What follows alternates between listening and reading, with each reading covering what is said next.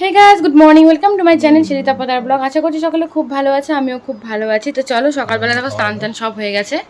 আজকে মঙ্গলবার, নিরামিষ আমাদের বাড়িতে। তো দেখো এখন হচ্ছে লুচি ভাজছি, আর মাম্মা আর পাপা মিলে খাচ্ছে হচ্ছে খই। মা খই পাক দিয়ে দিয়েছে, ওটাই খাচ্ছে দুজনে মিলে এখন। আর আমি দেখো এদিকে করছি হচ্ছে লুচি বানাবো, একটু টিফিন দিয়ে দেবো আমাকে। আমরাও নিয়েছি, আর এই যে কড়াই বসিয়ে দিয়েছি। তাড়াহুড়োতে আগে করে নিয়ে টিফিনটা, তারপরে রান্না বান্না করবো। এখনও সবজি কাটা হয়নি, সবজিটা কাটা হলে রান্না বসিয়ে দেবো। আমাদের এই এক চিন্তা থাকে প্রতিদিনই।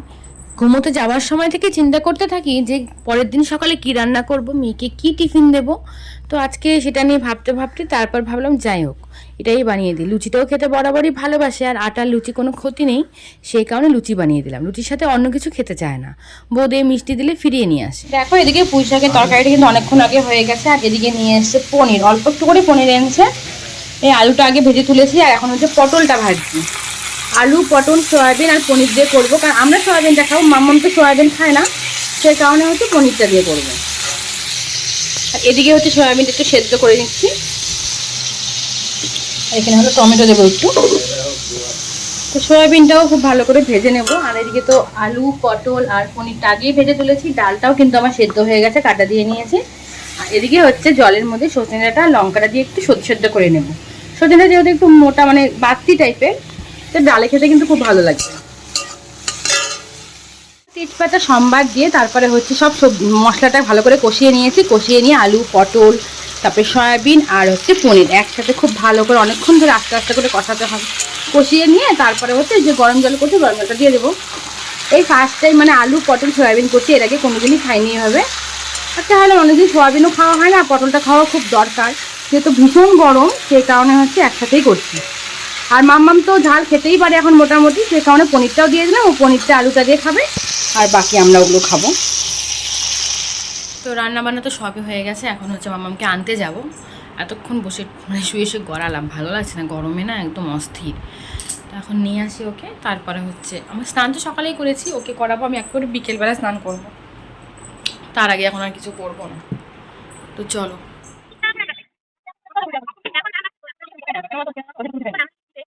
প্রতিদিনই কিন্তু স্কুলে মাম্মামকে আনতে যাই, কিন্তু ভাবি ভিডিও করবো আর করে মানে হয়ে ওঠে নেই আর কি।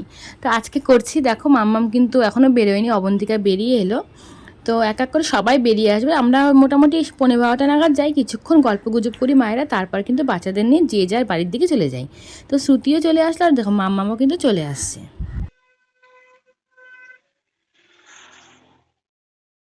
দেখি বাবা, দাদা তো একটা কে রে, কে দিল?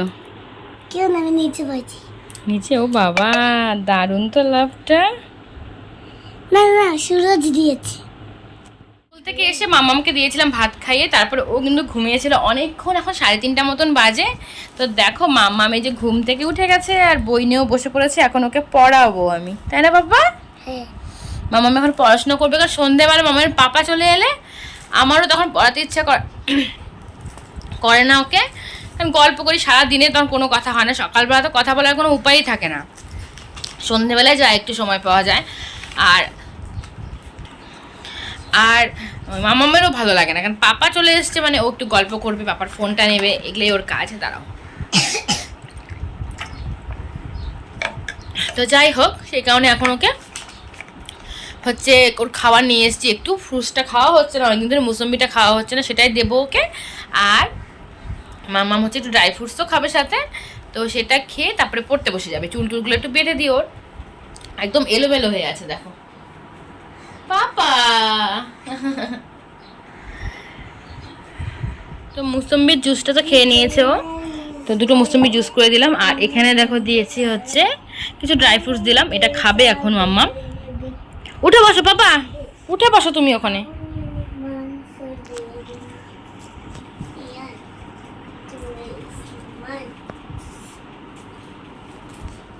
তাকাও, নিয়ে আসো, চলো তো চল। কি নিবি এগুলা, কি নে, ভুট্টাটা নিয়ে আয়, করে দিব তো। আয়, ভুট্টা ভাজা দেখার তো কিচ্ছু নাই মাম্মাম।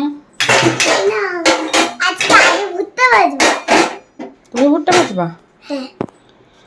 দেখো এই যে মামামের পাপা নিয়ে এসেছিল ভুট্টা, 3টা ভুট্টা, তো একটা হচ্ছে মামা তো বোনের ছেলেটাকে দিয়ে দিয়েছে, আর 2টো আছে, আজকে পোড়াবো ওগুলো। আগের দিন ওগুলো একটু কচি কচি ছিল, এগুলো একটু বাড়তি হয়ে গেছে।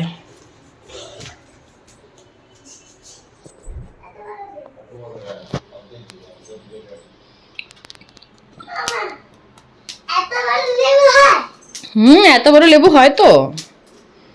রাখো, ফুটছে, দেখছো ফুটছে। নিচে রাখো, হ্যাঁ ওখানটা রাখো রাখো।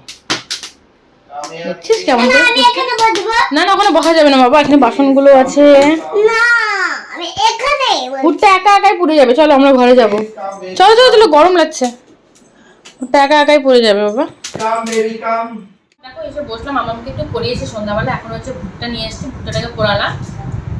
এটাকে এখন খাবো, লবণ আর লেবু দিয়ে খাবো এখন ভুট্টাটাকে। তো ভালো করে আগে ঘষে নিবো, ঘষে নিয়ে মামামও খুব ভালোবাসে, এটা খাওয়া উপকারী, গরমে কোনো অসুবিধা নেই, এটা ক্ষতি নেই আসলে। খেতেও খুব ভালোবাসে আমরা সবাই, গরম গরম খেতে বেশি ভালো লাগে। আগে তো আলিপুর যখন ছিলাম তখন আলিপুরে কিনে খেতাম, সোপুর থেকে কিনে খেতাম, এখানে কিনে খাওয়াটা হয় না, বাড়িতে এনে বাড়িতেই পুড়িয়ে খাই। তো চলো মামামকেও দিই। মামাম দাও, ঠান্ডা হয়ে গেছে। ঠান্ডা হয়ে গেছে, ধরে খা, ঠান্ডা দাও। কেমন? মামাম প্রতিদিনের মতো মাম্মা আমার পাপার সাথে একটু ঘুরে আসতে যাচ্ছে। এই ঘরটা দিত মামা। তো এই মাত্র আমাদের খাওয়া দাওয়া কমপ্লিট হলো, এখন ঘড়িতে বাজে 9:45। আমরা তো এখন একটু আগে আগে খেয়ে নিচ্ছি, মোটামুটি 9:30 আগেই খেয়ে নিচ্ছি, এই যে এখানে। তো মাম্মামকে খাওয়ালাম, মাম্মাম আবার বমিও করে দিল, একটু ঠান্ডা লেগে গেছে, মানে কাশি হতে হতে বমি করে দিল। তো এখন হচ্ছে ওকে ওই দেখো কাপের মধ্যে গুলে নিয়েছি পিডিয়াশিওর, সেটাই খাইয়ে দেবো এখন।